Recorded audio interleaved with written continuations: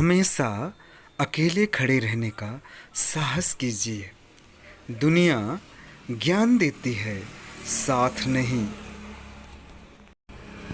पानी को बर्फ में बदलने में वक्त लगता है। ढले हुए सूरज को निकलने में वक्त लगता है।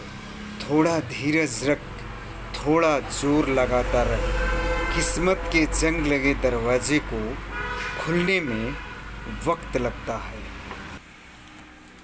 पैसे वालों की चमचागिरी करती है ये दुनिया साहब, वरना रिश्तेदार तो भिखारियों के भी होते हैं।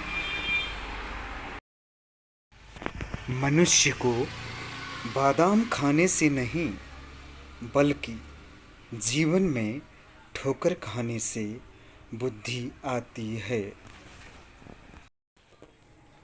जिंदगी में खुशियों का तो पता नहीं, पर दर्द टाइम से ही मिलता है।